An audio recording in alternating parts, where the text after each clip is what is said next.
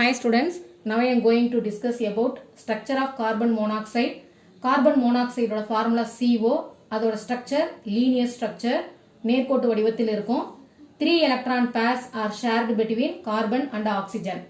இந்த structure உருவாக்கும் போது கார்பனும் ஆக்சிஜனும் தமக்கிடையில 3 electron pairs, அதாவது 3 ஜோடி எலக்ட்ரான்களை ஷேர் பண்ணிக்குது. அதை பற்றி தான் நம்ம டிஸ்கஸ் பண்ண போகிறோம். ஃபர்ஸ்ட் கார்பன் ஆக்சிஜனோட வேலன்ஸ் எலக்ட்ரான்ஸ் வந்து நம்ம கவுண்ட் பண்ணிக்கலாம். கார்பனோட வேலன்சி 4, ஆக்சிஜனோட வேலன்சி 6. கார்பன் மோனாக்சைடில் 1 நம்பர் ஆஃப் கார்பனும் 1 நம்பர் ஆஃப் ஆக்சிஜன் மட்டும்தான் இருக்குது. So 1 into carbon plus 1 into oxygen. Carbon and ஆக்சிஜனோட வேலன்சியை சப்ஸ்டியூட் பண்ணிக்கலாம். கார்பனோட வேலன்சி 4, ஆக்சிஜனோட வேலன்சி 6. அப்போ 4 + 6 = 10 எலக்ட்ரான்ஸ் இருக்குது. கார்பனோட வேலன்சியை நான் எழுதியிருக்கேன். மேலையும் கீழையும் பார்த்தீங்கன்னா 2 பேர்ஸ் இருக்குது. ஆக்சிஜனில் 6 எலக்ட்ரான்ஸை 3 பேர்ஸாக எழுதியிருக்கோம். இதை வச்சு அதோட ஸ்ட்ரக்சர் நம்ம பார்க்க போகிறோம். ஃபஸ்ட்டு ஸ்ட்ரக்சர், கார்பன் என்ன பண்ணோம், தன்னிட்ட 4 எலக்ட்ரான், அதாவது 2 பேர்ஸ் இருக்கு இல்லையா, அதில் ஒரு பேரை மட்டும் தன்னிட்டே வச்சுட்டு மீதி ஒரு பேரை கார்பனுக்கு ஆக்சிஜனுக்கு இடையில் ஒரு பாண்டை ஃபார்ம் பண்ணுறதுக்கு யூஸ் பண்ணியிருக்கு. ஆக்சிஜன் இந்த இடத்துல எந்த எலக்ட்ரான்ஸுமே ஷேர் பண்ணவே இல்லை. அதோட 3 பேர்ஸ் வந்து அப்படியே தான் இருக்குது. அப்போ கார்பன் தனக்கு கார்பனுக்கு ஆக்சிஜனுக்கு இடையிலான பாண்டுக்கு தேவையான எலக்ட்ரான்ஸை கார்பனே ஷேர் பண்ணியிருக்கிறனால அப்போ கார்பனோட எலக்ட்ரான்ஸ் வந்து லாஸ் ஆகுது. அதனால கார்பனுக்கு மேலே ப்ளஸ் சைன் போடுறோம். ஆக்சிஜன் அந்த பாண்டுக்கு தேவையான எலக்ட்ரான்ஸை கொடுக்கல, ஆனால் ஆக்சிஜனுக்கு தேவையான எலக்ட்ரான்ஸும் கிடைச்சிருக்கு. அப்போ ஆக்சிஜனுக்கு இந்த இடத்துல கெயினாக இருக்குது. அதனால ஆக்சிஜனுக்கு மேலே நம்ம மைனஸ் சிம்பல் போடுறோம். ஆல்ரெடி 11th கெமிஸ்ட்ரியில் ஆக்டட் ரூல் அப்படின்னு படிச்சிருக்கோம்.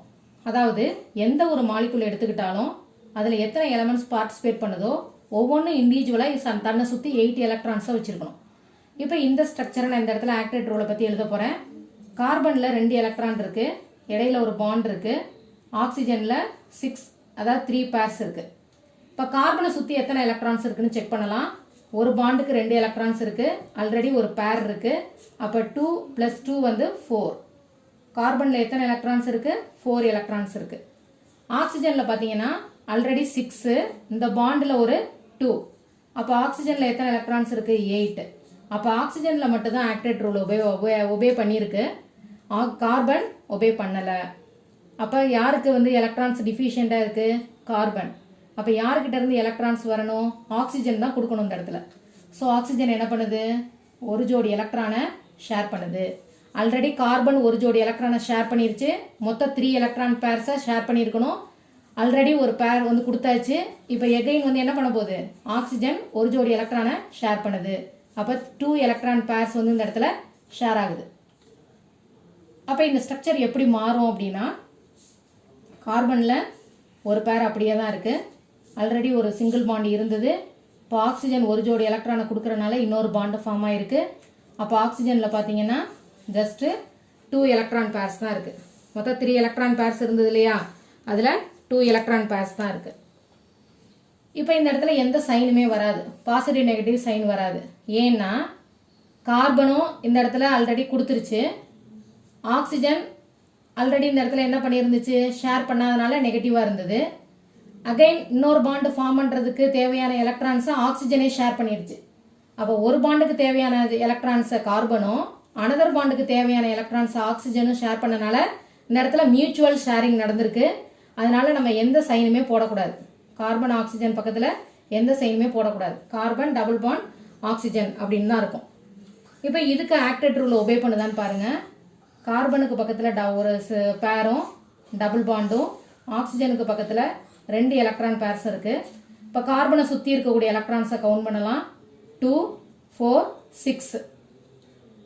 ஆக்சிஜனை பாருங்கள், 2, 4, 6, 8. ஆக்சிஜனை சுற்றி 8 எலக்ட்ரான்ஸ், கார்பனை சுற்றி 6 எலக்ட்ரான்ஸ். இன்னும் கார்பன் ஆக்டட் ரூலுக்கு உடன்படலை. காரணம் அதுக்கு இன்னும் எலக்ட்ரான்ஸ் தேவைப்படுது. அடுத்து 3ஆவது ஒரு ஸ்ட்ரக்சர் கொண்டு வரோம். ஏன் அப்படின்னா கார்பன் இன்னும் ஆக்டட் ரூலுக்கு வரல. அப்போ யாருக்கிட்ட அதிகமான எலக்ட்ரான்ஸ் இருக்குது, ஆக்சிஜன்கிட்ட தான் இருக்குது. எகைன் ஆக்சிஜன் என்ன பண்ணுது, தன்னிட்ட இருக்கக்கூடிய இன்னொரு ஜோடி எலக்ட்ரானை இந்த இடத்துல ஷேர் பண்ணுது. ஸோ நம்ம ஸ்டார்டிங்கில் பார்த்த அந்த 3 எலக்ட்ரான் பேர்ஸுமே வந்துருச்சு பாருங்க. கார்பன் ஆல்ரெடி ஒரு பேரை கொடுத்தது, ஆக்சிஜன் 2வது ஸ்ட்ரக்சரில் ஒரு பேரை கொடுத்துருக்கு. இப்போ மூணாவது ஸ்ட்ரக்சருக்கு தேவையான பேரையும் கொடுக்க போகுது. அதனால தான் நம்ம இந்த இடத்துல 3 எலக்ட்ரான் பேர்ஸ் ஆர் ஷேர்டு அப்படின்னு எழுதியிருக்கோம். இப்போ கார்பன் ட்ரிபிள் பாண்டு போடுறோம். ஏன் அப்படின்னா ஆக்சிஜன் இன்னொரு பேரையும் கொடுத்துருச்சு. ஸோ ஆக்சிஜன் இந்த இடத்துல எழுதிக்கிறோம். இப்போது இந்த இடத்துல ஒரு பேரும் இந்த இடத்துல ஒரு பேரும் தான் மீதி இருக்குது. இப்போ என்ன சைன் போடலாம் அப்படின்னா, ஆக்சிஜன் வந்து கார்பன் ஒரு பேருக்கான ஒரு பாண்டுக்கான எலக்ட்ரான்ஸை ஷேர் பண்ணிருச்சு. ஆக்சிஜன் ஒரு பாண்டுக்கான எலக்ட்ரான்ஸை ஷேர் பண்ணியிருந்துச்சு. இப்போ மூணாவது அந்த பாண்டுக்கான எலக்ட்ரான்ஸையும் ஆக்சிஜனே ஷேர் பண்ணியிருக்கறனால எலக்ட்ரான்ஸ் லாஸ் ஆகிருக்கு. அதனால் ஆக்சிஜனுக்கு மேலே ப்ளஸ் சைன் போடுங்க. கார்பனுக்கு தேவையான எலக்ட்ரான்ஸும் ஆக்சிஜனே கொடுத்தனால கார்பன் வந்து கெயின் ஆகிருக்கு. அதனால் கார்பனுக்கு மேலே மைனஸ் சைன் போடுறோம். இந்த இடத்துல ஆக்டட் ரூலை செக் பண்ணலாம். கார்பனுக்கு பக்கத்தில் ஒரு பேர் 3 பாண்ட், ஆக்சிஜனுக்கு பக்கத்தில் ஒரு பேர். இப்போ கவுண்ட் பண்ணுங்க. கார்பனை சுற்றி எத்தனை எலக்ட்ரான்ஸ் இருக்குது? 3 பாண்ட் இருந்தால் 3 2s are 6. ஆல்ரெடி ஒரு பேர் இருக்குது.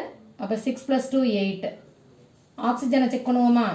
ஆக்சிஜனில் ஒரு பேரு 3 பாண்டுக்கு 3 2s are 6. 6 + 2 8. ஸோ அந்த மாலிகுல் வந்து ஆக்டட் ரூலை ஒபே பண்ணியிருக்கு.